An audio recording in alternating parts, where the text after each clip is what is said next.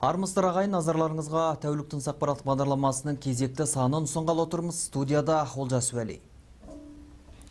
Бүгін мемлекет басшысы Нұрсұлтан Назарбаев Маңғыстау облысының әкімі Ералы Тоғжановты қабылдады. Кездесуде елбасына өңірдің әлеуметтік экономикалық даму және Каспий маңы мемлекеттері басшыларының саммитіне дайындық барысы жөнінде есеп берілді. Қазақстан президенті саммитті өткізуге тыңғылықты дайындалу қажеттігін айтты.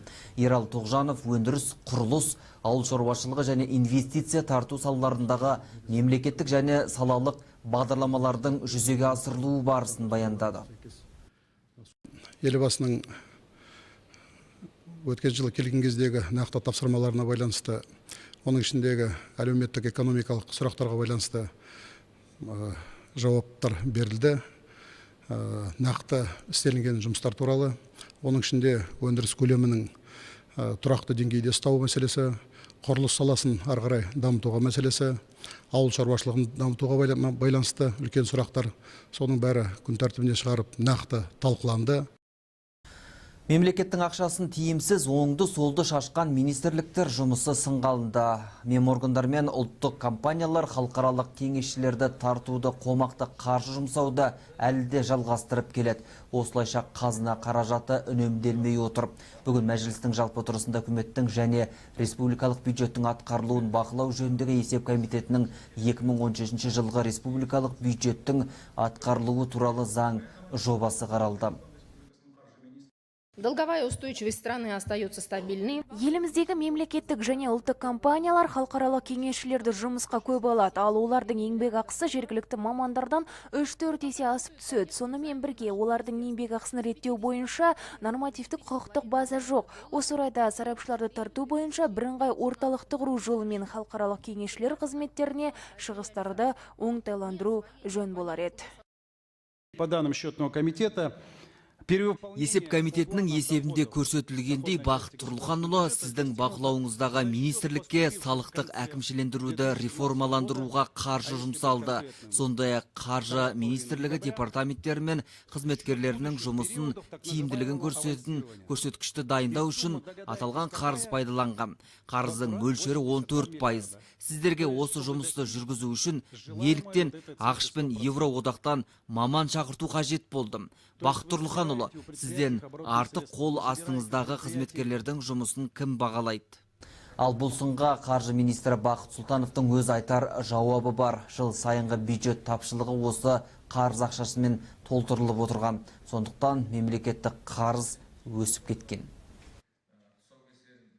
Еліміздің қаржы министрі Қанат Бозымбаев вице-министр Бақытжан Жақсалиевтің үйғамаққа алынуы жөнінде пікір білдірді. Айта кетейік, вице-министр Жақсалиев Щучинск-Бурабай курорттық аймағындағы көлді тазарту жұмыстарын қабылдауда заңға қайшы әрекеттерге барды деп айыпталды және үйғамаққа алынды. Министр Жақсалиевтің Щучинск-Бурабай аймағындағы көлдерді тазартуға қатысты іс бойынша үйғамаққа алынғанын, бұл жұмыстың 2013 жылы басталғанын атап өтті. Работа начиналась и контракт с подрядной организацией. Мердігер ұйыммен келісім-шарт 2013 жылы қоршаған ортаны қорғау бойынша өзге ведомство бекітілген және жылдар бойы жалғасып келген.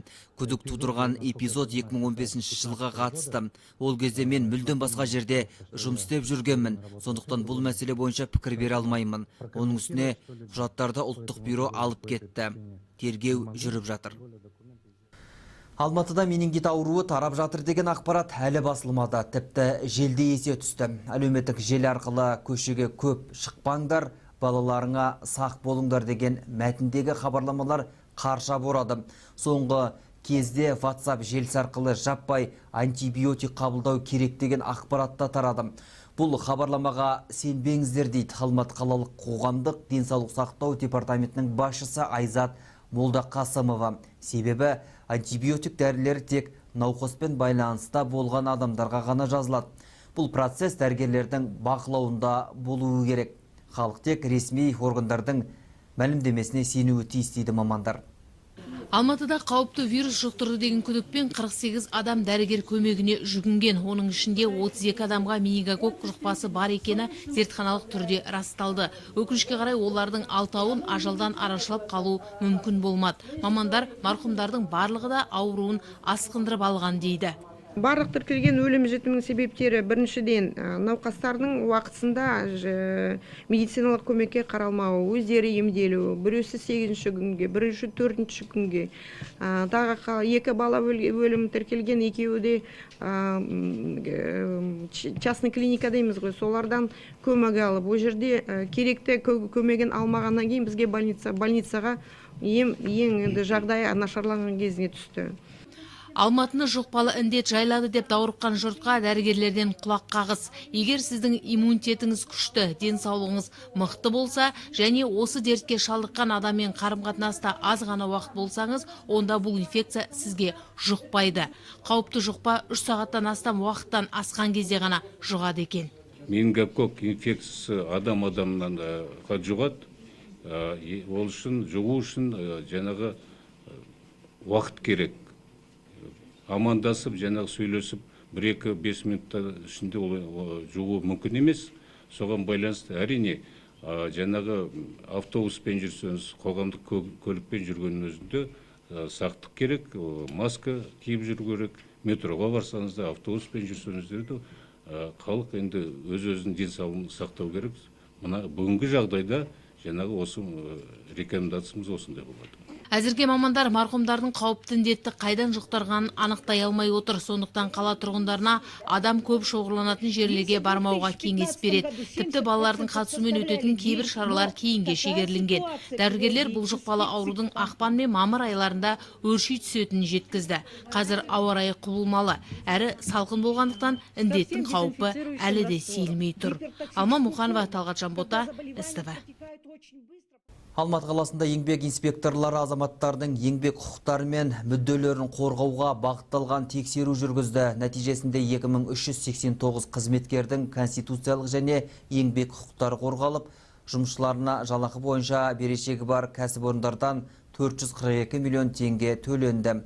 Мұндай заң бұзушылық көбіне құрылыс компанияларында кездеседі екен. Қызметкерлермен еңбек келісім шартсыз жұмыс істейтін жекеменшік мекемелер жұмысшыларына еңбек ақыларын бұрынғыдай конвертке салып береді. Соның салдарынан түрлі заң бұзушылыққа жол береді дейді еңбек инспекторлары. Тағы бір айта кетерлігі, тексеру жүргізу үшін міндетті түрде құқығы бұзылған адам жазбаша түрде өтініш білдіруі керек. Тек сонда ғана құзырлы мекеме сізге көмек қолын соза алады. Бізге арыз жазса, біз сол кезде барамыз да тексеріп қабылдаймыз. Біз өзіміздің шешімімізбен, өзіміздің немізбен оларға барып тексере алмаймыз. Қазір өзіңіз білесіздер, малый, средний предприятие бизнесі поддержка болып отыр. По дуин бизнесу қазір проверкалар азайып жатыр. Сол үшін біз только адам өзінің құқығы бұзылған кезде бізге келіп өзі арызын жазады.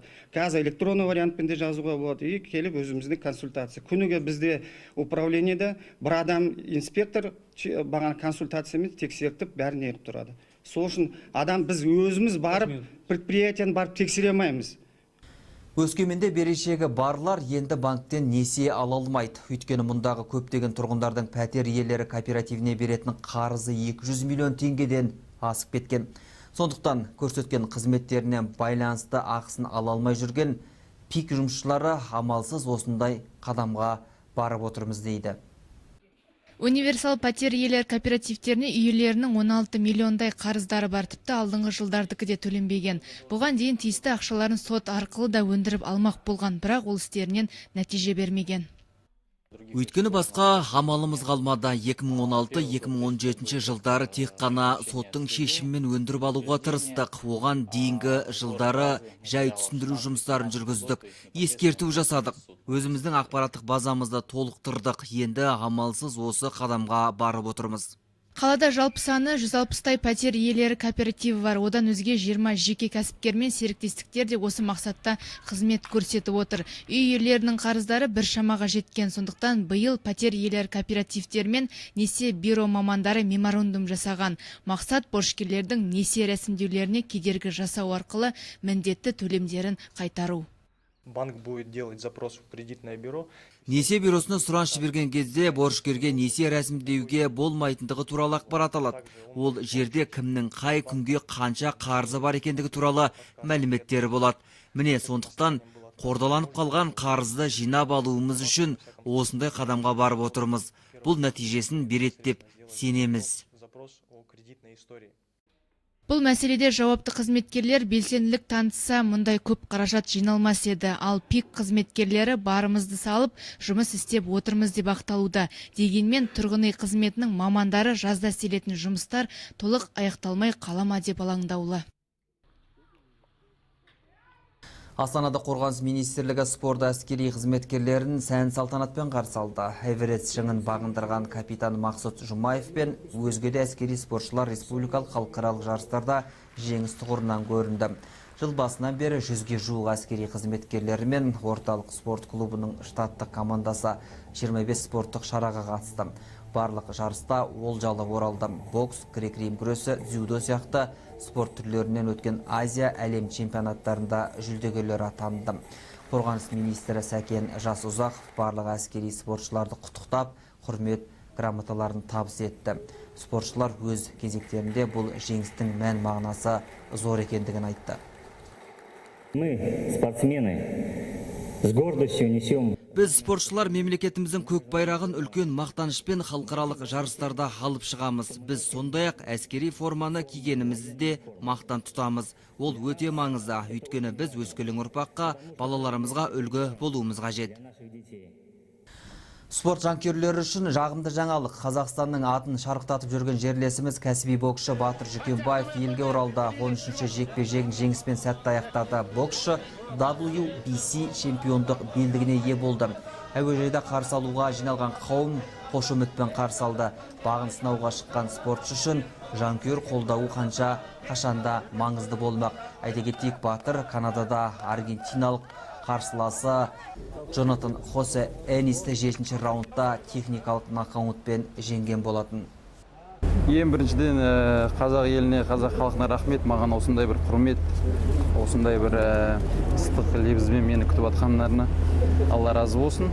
Ал енді жекпе-жекке келетін болсақ, жекпе-жек өте тартысты болды. Қарсылас өздеріңіз көргендей тәжірибелі боксшы. Енді ол нокдаунға келетін болса, енді бұл бокс болғаннан кейін бұл жерде бәрі болады. Бірақ оның бәріне төзе білу керек, оның бәрін жеңе білу керек. Бір Алланың қалауымен осы халқымның дұға тілектерімен жеңіске жеттім деп ойлаймын, иншалла. Батыр Жүкембаев Қазақстанда өте белгілі боксшы, Қазақстан құрама командасында өнер көрсеткен азамат. Қазақстан чемпионатында айтады ғой, жүлделі орын алып жүрген боксшы соңғы бір жылдың ішінде бұрын соңды болмаған жетістікке қол жеткізді. Айтады ғой, IBF версиясы бойынша әлем чемпионы атағын жеңіп алды.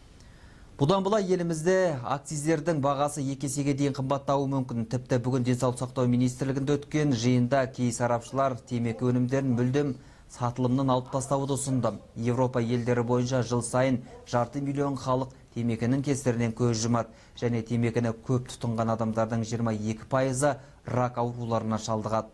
Ал 36%-ның тыныс жолдарын зақымдайды. По данным Всемирной организации здравоохранения, около 80. Халықаралық денсаулық сақтау ұйымының мәліметі бойынша әлемдегі өлім жітімнің 80% 4 факторға тиесілі. Олар темекі өнімдерін көп тұтыну, алкоголь ішу, дұрыс тамақтанбау және физикалық күш яки салауатты өмір салтын ұстанбау. Соңғы 10 жылда еліміз бойынша жағдай тұрақталды. Қазақстанда акциз өнімдерінің салығы көбейтілді. Және оларда қоғамдық орындарда жарнамалауға тыйым салынды. Егер адам өз еркімен темекіден бас тартамын десе, онда оған тегін түрде жан-жақты көмек көрсетіледі.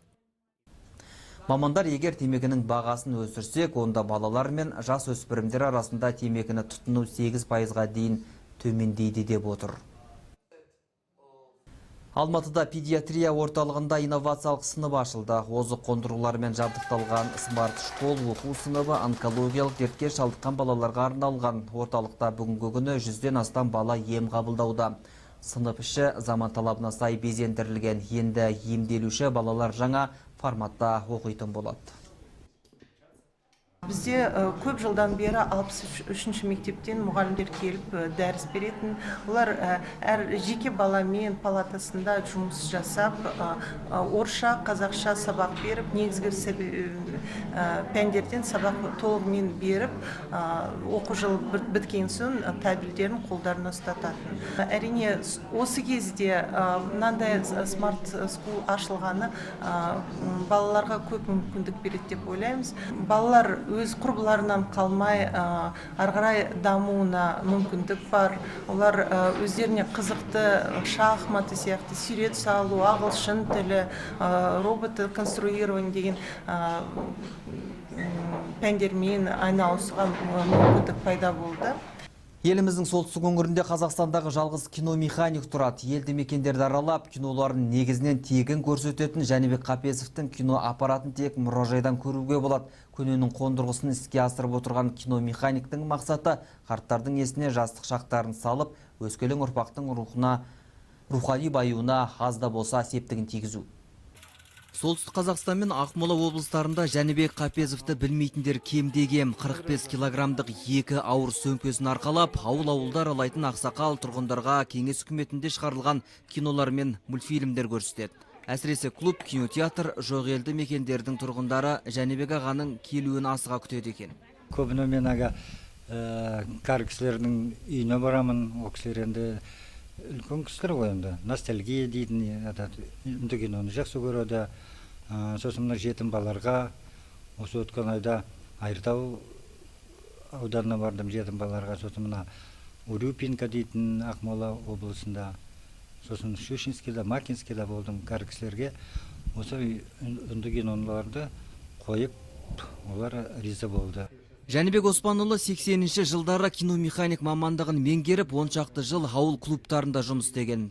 Бертін келе клубтар жабылып, жұмыссыз қалады. Алайда сүйікті ісінен айырылғысы келмепті. 2005 жылы мына құрылғыны іздеп жүріп, сатып алған екен. Содан бері ауыл аймақтарды аралап, тұрғындарға кино көрсетеді.